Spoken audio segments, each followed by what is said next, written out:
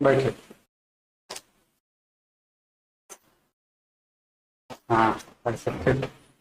हाँ कर सकते। ठीक है। अखिलेश जी आप अपना संक्षिप्त परिचय दें।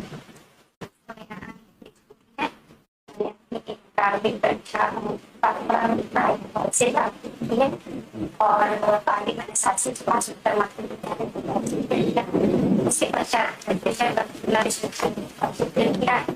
शादी के उपरांत मैंने राजनीतिक विज्ञान में शासकीय चंद्रशेखर महाविद्यालय किया है और इसके उपरांत मैंने 2021 में अपनी मास्टर डिग्री कंप्लीट की है और 2023 में मैंने सेट एग्जाम क्लियर किया है और मैंने मध्य प्रदेश असिस्टेंट प्रोफेसर की लिखित परीक्षा 2024 में उत्तीर्ण की है।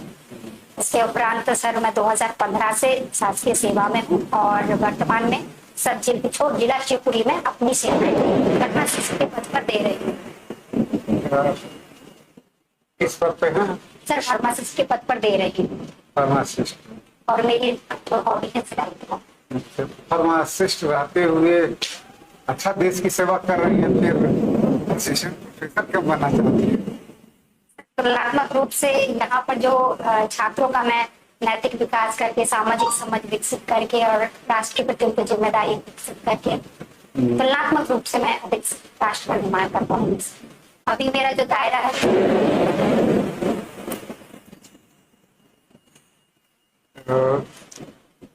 एक असिस्टेंट प्रोफेसर में कौन कौन से गुण होने चाहिए? सर एक असिस्टेंट प्रोफेसर में सर जो संवाद विषय का जो ज्ञान है वो होना चाहिए, साथ ही उनमें संवाद कौशल होना चाहिए, तकनीकी ज्ञान होना चाहिए, संवेदनशील और चरित्रवान भी होना चाहिए, नैतिक गुण होना चाहिए। क्या आप में गुण हैं? जी सर। अभी मैम इस गुण की जांच करेंगे मैम। आपका लेकिन आपकी हॉबी लिखी है सिलाई करना, तो आप सिलाई भी करती हैं? तो अपने बनाए हुए कपड़े आप खुद ही पहनती हैं, मार्केट से कुछ नहीं? नहीं मैम ऐसा नहीं है, मैं इतना जब टाइम मिलता है थोड़ा बहुत। अच्छा, आप दवाइयों का वितरण करते हैं, किस प्रकार की दवाइयों का वितरण करते हैं?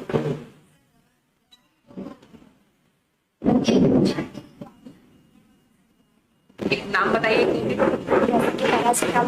पैरासिटामोल है और डाइथेल्फेनिक है और एंटीबायोटिक्स में सर बहुत सारी दवाइयाँ। एंटीबायोटिक क्या होते हैं? एंटीबायोटिक्स वो दवाइयाँ होती हैं जो बैक्टीरियल इन्फेक्शन के लिए प्रयोग की जाती हैं। तो वायरल इन्फेक्शन में यूज कर सकते हैं? सर वैसे तो उसका यूज करने से कोई फायदा तो नहीं होता है, लेकिन जनरली यूज की जाती है वायरल इन्फेक्शन में भी यही, ताकि बैक्टीरियल को इन्फेक्शन ना हो जाए। यदि कोई बैक्टीरियल इन्फेक्शन ना हो। अच्छा ये बताओ, आपका नाम है यक्लेश जी। इसका अर्थ क्या है? सर मैम ये यक्लेश का अर्थ होता है विशिष्ट, और जो मेरे व्यक्तित्व से गहराई से जुड़ा हुआ। अच्छा ये बताइए कि राष्ट्रपति का उल्लेख भारतीय संविधान के किस अनुच्छेद से किस अनुच्छेद तक मिलता है? कहाँ कहाँ मिलता है? अनुच्छेद के नाम बताइए। 52 भाग 5 में 52 से लेके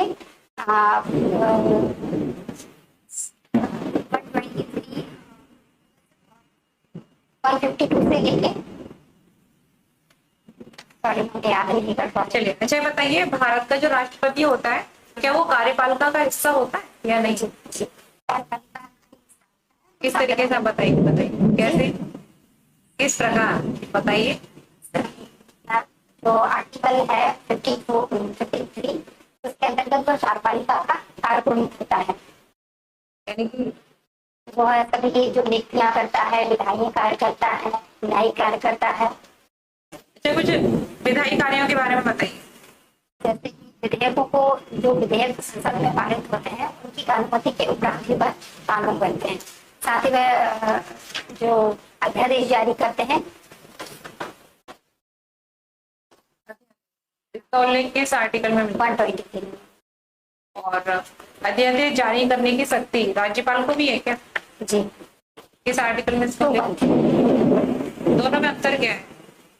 दोनों में अंतर कुछ नहीं है मैम। ये जो राज्यपाल है वो राज्य स्तर के लिए अध्यादेश जारी करते हैं और जो राष्ट्रपति है वो केंद्र स्तर। अच्छा अध्यादेश कब तक अलाउ रहते हैं, मान्य रहते हैं जो जारी किए जाते हैं?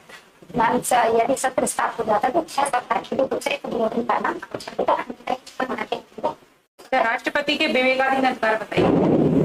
ऐसा कुछ एक सप्ताह से नहीं किया है, परंतु चुनाव के दौरान किसी भी दल को स्पष्ट बहुमत नहीं प्राप्त होता है तो किसी भी दल को आमंत्रित कर सकता है सरकार बनाने के लिए, ताकि आपातकालीन देर के बाद कुछ ऐसी प्रक्रिया होती तो वो विवेक से प्रयोग करता है। ओके, अच्छा, आपने स्नातक बरकतुल्लाह विश्वविद्यालय भोपाल से किया है। बरकतुल्लाह जी के बारे में बताइए।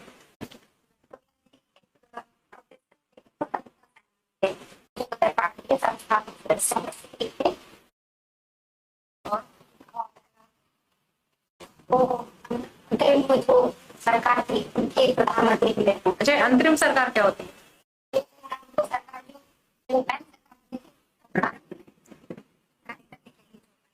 सरकार के कुछ प्रमुख मंत्रियों के नाम बता सकते तो डॉक्टर राजेंद्र प्रसाद, जवाहरलाल नेहरू और मौलाना अब्दुल कलाम। अच्छा, वल्लभ भाई पटेल, सरदार वल्लभ भाई हाँ, वल्लभ भाई पटेल, इनको कौन सा विभाग दिया गया?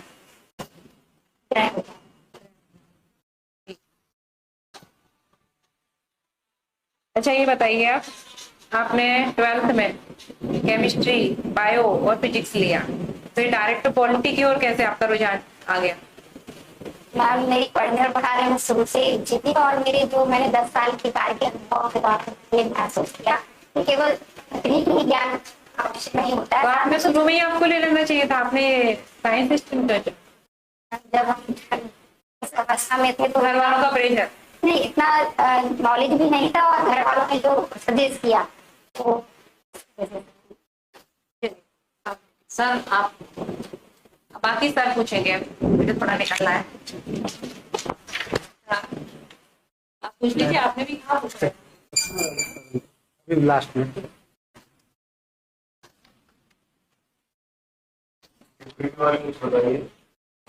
शिवपुरी एक बहुत ही सुंदर नगरी है। इसे प्रथम पर्यटन नगरी का दर्जा प्राप्त है।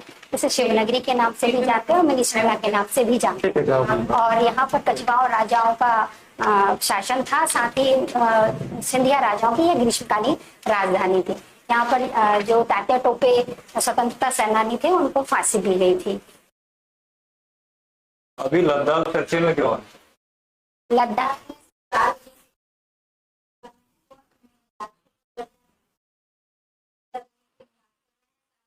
लोकसभा सीट की भी मांग कर रहे हैं और जो स्थानीय स्तर पर जो जनता है उन्हें नौकरी देने की बात कर रहे हैं। और जो 6वीं अनुसूची है उसमें अपनी संवैधानिक प्रावधान 6वीं अनुसूची में शामिल होने के लिए क्या क्राइटेरिया होते हैं?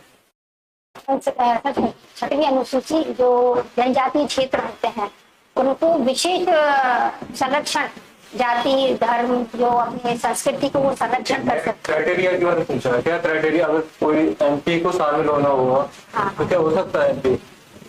एमपी मध्य प्रदेश का अगर शामिल होना चाहे तो हो सकता है क्या?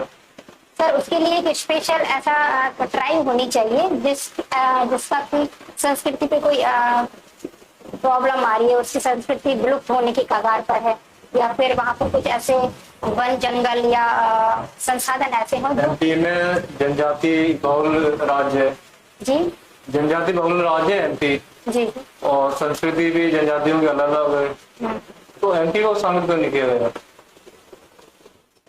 एमपी में सर, एमपी में और भी इसके अलावा आवश्यकता है कि यहाँ पर स्थानीय स्वशासन बहुत सशक्त है, तो उनको जो सुविधाएं उस स्तर पर मिल सकती थी वो यहाँ पर सरकार कर रही है और अन्य योजनाओं और नीतियों के द्वारा उन्हें वो सभी सुविधाएं मिल रही हैं जो वहाँ पर नहीं मिल पा रही। विशेष राज्य का दर्जा क्यों दिया जाता है? विशेष राज्य का दर्जा, हाँ,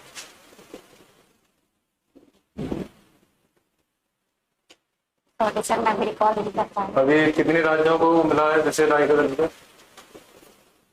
सर वो अभी कश्मीर था पर उसका हटा दिया गया 370 के अनुच्छेद 370 को 2019 में।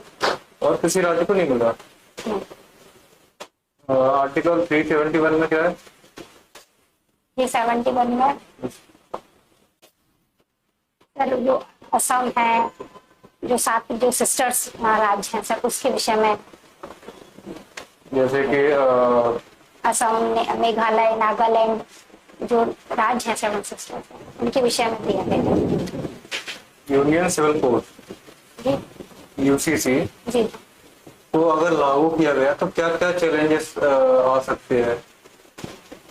सर, यूनिफॉर्म सिविल कोड लागू करने के लिए सर सबसे पहले एक आम सहमति बनाना आवश्यक है, नहीं तो सर एक संघर्ष की ओनली चैलेंजेस के बारे में सुनना चाहता हूँ। तो संघर्ष उत्पन्न होंगे क्योंकि सभी के तो वहाँ पर क्या उसकी जो देखा जाए उत्तराखंड को क्या चैलेंजेस आए थे वहाँ पर?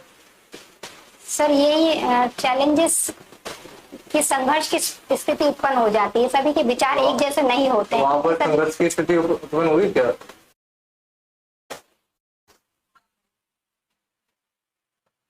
ऐसा तो नहीं मिला, लेकिन फिर भी आम सहमति बनाने में सर टाइम तो लगा सर। कितना टाइम लगेगा? आजादी के इतने साल बाद भी नहीं हो पाया, अब और कितना टाइम चाहिए? सभी की वैचारिक जो धारणाएं होती हैं, सहमति तो से बोलने से नहीं बनेगी।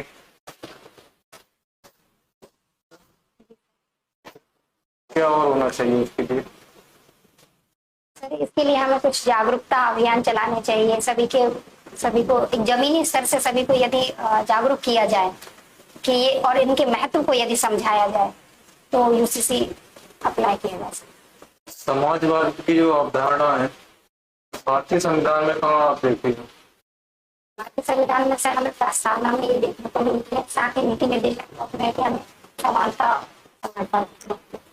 नीति निर्देशक तत्व में उस प्रस्तावना, तो प्रस्तावना में समाजवाद शब्द क्यों लाया गया? क्या आवश्यकता थी इसकी? सर समाजवाद जो संविधान बना था उस संविधान में शामिल क्यों नहीं किया गया था? समाजवाद को लाने का जो उद्देश्य था सामाजिक और आर्थिक रूप से समानता को लाना। संविधान में पहले समानता थी नहीं क्या? सर थी, पर जो उद्देशिका होती है वो हमारे संविधान का एक आदर्श रूप प्रस्तुत करती है, तो एक मूल्य हमारे बताती है कि किस प्रकार समाजवाद को प्रस्तावना में शामिल करने के बाद क्या चेंजेस हुए?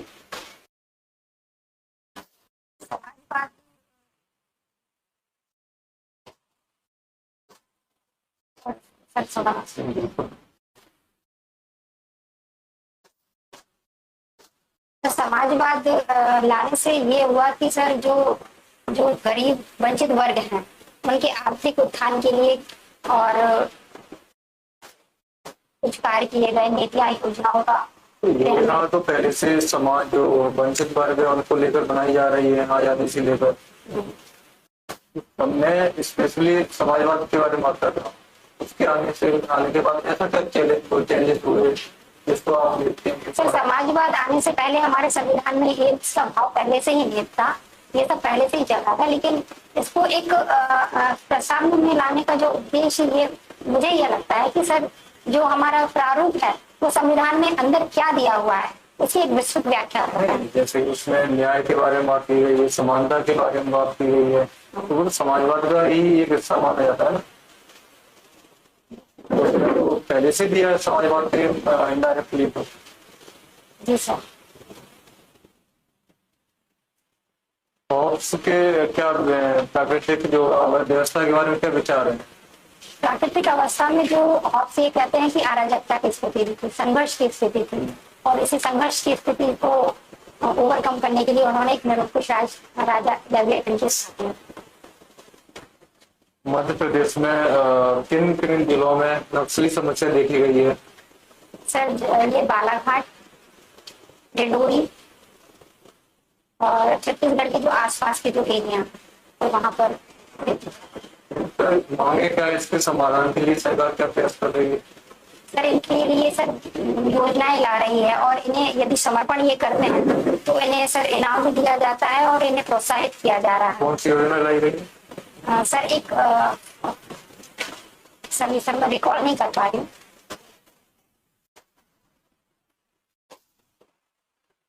उपराष्ट्रपति कौन? जी उपराष्ट्रपति कौन? सीपी राधाकृष्णन। तो उनके जो जो कंप्यूटर थे कौन थे? रेड्डी सर संबोधन करने की?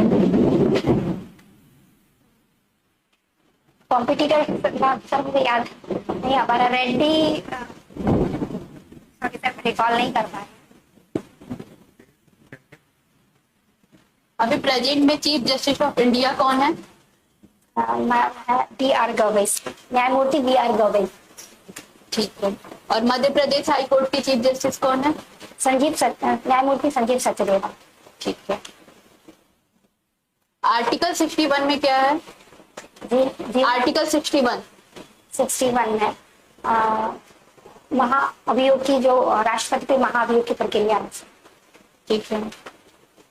वन जो होता है फॉरेस्ट, वो जी। किस सूची का विषय है? वन संबंधी सूची का विषय। जनगणना की सूची का विषय है? जनगणना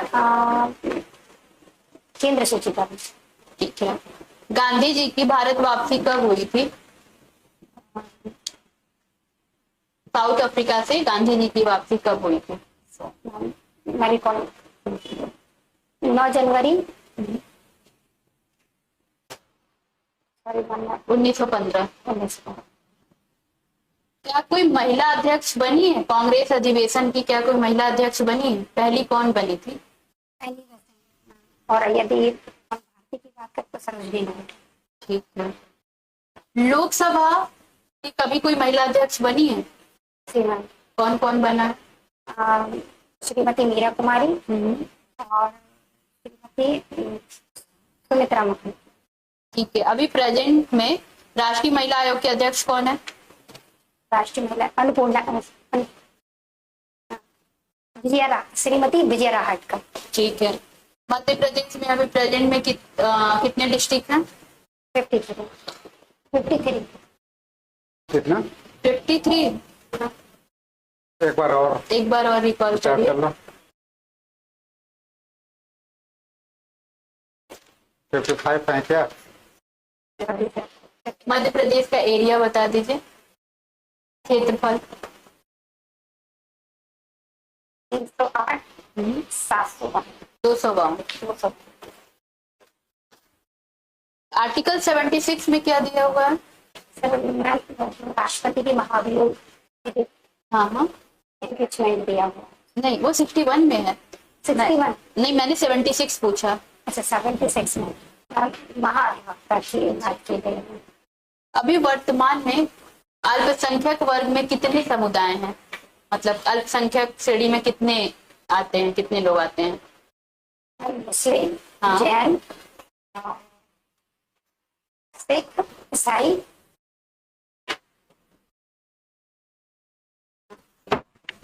राइट टू प्रॉपर्टी अमेंडमेंट कब हुआ था, मतलब और कब हुआ था, किस नंबर का था? राइट टू प्रॉपर्टी, संपत्ति संबंधी संपत्ति वाला। 44वें संविधान संशोधन 1978 के तहत इसे बढ़ावा दिया गया है। अच्छा ठीक है। अभी कहाँ पे है वो प्रेजेंट टाइम में, किस आर्टिकल में दिया हुआ है? 12 ठीक है। जो बच्चों की शिक्षा से संबंधित है, एज जो डिसाइड की गई है वो कितनी एज है? 6 से 14 वर्ष तक की आयु। ठीक है। सार्क का मुख्यालय कहाँ है? सार्क का मुख्यालय ढाका, बांग्लादेश। ढाका में है। स्थापना वहां हुई थी। कोई बात नहीं। अभी सोनम वांगचुक क्यों चर्चा में है? और भी आगे की जो घटना हुई है उसको लेकर वो एक सोशल एक्टिविस्ट। ठीक है। मेरा लास्ट क्वेश्चन आपसे ये है क्वेश्चन, राष्ट्रीय पंचायत कहाँ की संसद है? नेपाल की है। पार्लियामेंट को राष्ट्रीय पंचायत कहा जाता है।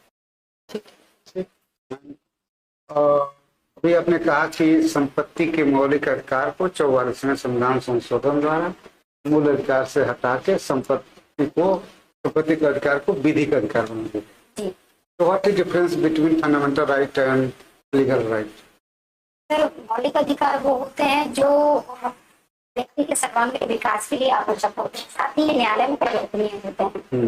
लेकिन जो विधिक अधिकार होते हैं, न्याय में प्रवर्तित होते हैं, परंतु ये सर विधि के द्वारा इन्हें रेगुलेट किया जाता है।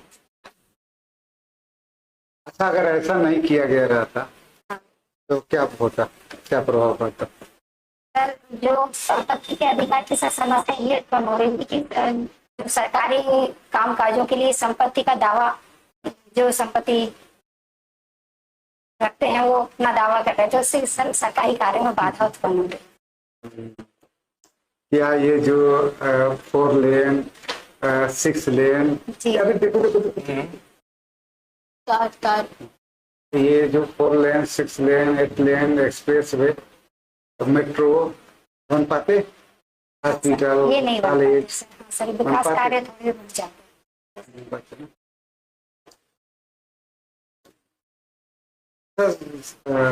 भारतीय संविधान में बहुजन हिताय बहुजन सुखाय कहाँ पर है? सर हमारे जो नीति निर्देशक तत्व हैं जी। उसमें सर हमें क्या अच्छा, हमारे विदेश नीतियों का संचालन के लिए संविधान में कहीं पर कुछ क्राइटेरिया निर्धारित किया गया है? सर जो हमारे नीति निर्देशक तत्व हैं उनके अनुच्छेद 51 में सर हमें नीति निर्देशक तत्व में शांति और सहयोग के लिए व्यवस्था की गई। बहुत अच्छा। उदारीकरण क्या होता है?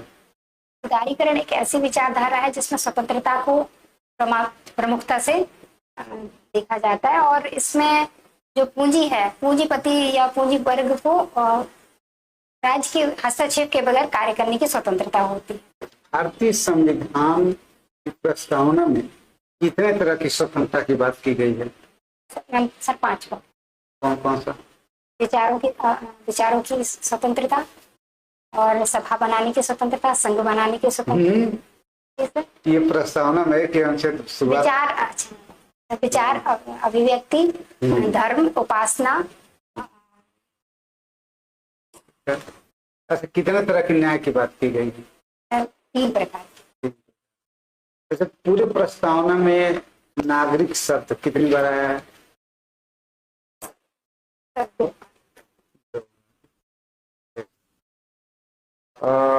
विधि का शासन है ना, हमें किस देश से लिया? किसने दिया था यह सिद्धांत? विधि का शासन सिद्धांत के प्रतिपादक कौन है? चलो अखिलेश जी, आपसे अंतिम प्रश्न, आपका चयन क्यों किया जाए? सर चूंकि मैं असिस्टेंट प्रोफेसर के लिए चाहिए गई सभी योग्यताएं और अर्हताएं रखती हूँ, और मुझे वो सभी गुण हैं जो एक असिस्टेंट प्रोफेसर के लिए होने चाहिए। ठीक है, जा सकते हैं। Thank you sir. बैठ बैठ बैठ बैठ। जानकारी तो ठीक है, तुम्हारा प्रेजेंटेशन भी ठीक है, लेकिन एक चीज नोटिस करना, एक तो जितने लोग हैं, मैं कुछ बातें मैं बता दे रहा हूँ कि जब आप आते हो वहाँ पे ना, तो जैसे जैसे हाथ बहुत बांध के रखे थे, तो उसमें तो इधर दाहिने हाथ में हम, इधर बाएं हाथ में हाथ रखना, दाहिना हाथ में रख जाएगा, और फिर सबसे पहले उससे बीच में लेक्चर आते हैं, तो उनको अभिवादित करते हुए अगल बगल जो सदस्य हैं उनका अभिवादन करना है, और अगर कोई महिला सदस्य है तो उसका अलग से करना है ना। फिर इसी तरह से अगर कोई वो हो जाता है, जैसे बीच में कोई सदस्य आता है, तो नहीं कि उत्तर को रोक करके और उनका करने लगे, नहीं, पहले अपना उत्तर समाप्त करना है, फिर उनका अलग से अभिवादन, ये सब बातें ध्यान रखना।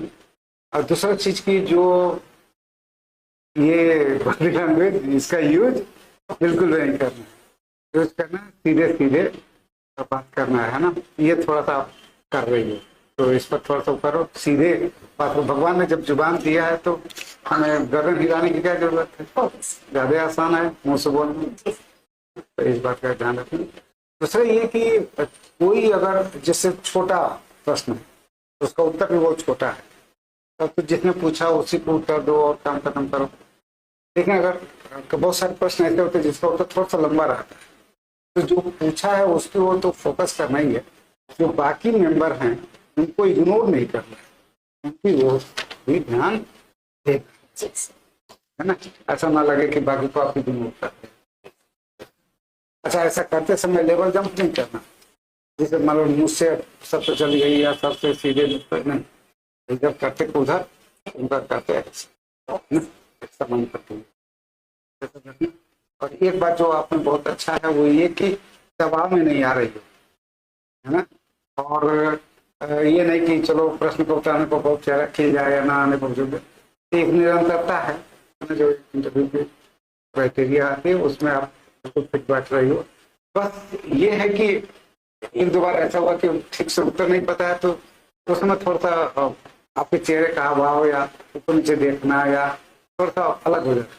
ऐसा दूसरी चीज जैसे वही ये पूरा एहसास करवा दे रही हो कि आपको याद नहीं आ रहा है ना, आप निकाल करने की कोशिश करें। ये कोशिश करना बुरी बात नहीं है, करो, लेकिन वो इंटरनल होना चाहिए, है ना। होना चाहिए इंटरनल, वो आपके चेहरे पर नहीं आना चाहिए जो अभी आ जा रहा है। तो या तो बोर्ड से वो कर लो फिर सर प्लीज मुझे 1 मिनट का समय दिया जाए, निकाल कर लो, है? लेकिन चेहरे का भाव वही होना चाहिए जो समान परिस्थिति। तो बात का ध्यान रखना। और मैम कुछ बताना चाहिए? सब सही है आपका। फैक्ट पर देख लीजिएगा एक बार। आप जब आंसर दे रहे हैं तो बहुत से आंसर आपके गलत लग रहे थे मेरे को। जैसे कि मैम ने इधर मैम बैठी थी, उन्होंने पूछा था संविधान सभा के सदस्य के बारे में, अबुल कलाम आजाद की जगह अब्दुल कलाम आजाद बोलते हैं। मौलाना अब्दुल कलाम। हाँ, अब्दुल कलाम बोला था। तो उसके बाद मैंने जैसे यूपीसी के बारे में पूछा, उसके 6th शेड्यूल के बारे में पूछा, उसमें बहुत सारे जो आपके फैक्ट थे बहुत गलत थे। उसमें मैंने ये पूछा था ना कि कौन शामिल हो सकता है उसमें, आपने क्राइटेरिया तो कुछ बताया नहीं, आपने क्राइटेरिया के अलावा सब कुछ बता दिया। हाँ सर, इसका सर आपने जानना चाहते 50% के प्लस होनी चाहिए जो जनजाति है। एमपी का जो एक बार डिस्ट्रिक्ट देख लीजिएगा, एरिया देख लीजिएगा, ये थोड़ा राष्ट्रीय मतलब राजकीय पक्षी कौन है ये मतलब पूछ सकते हैं, तो ये फैक्ट्स बस। और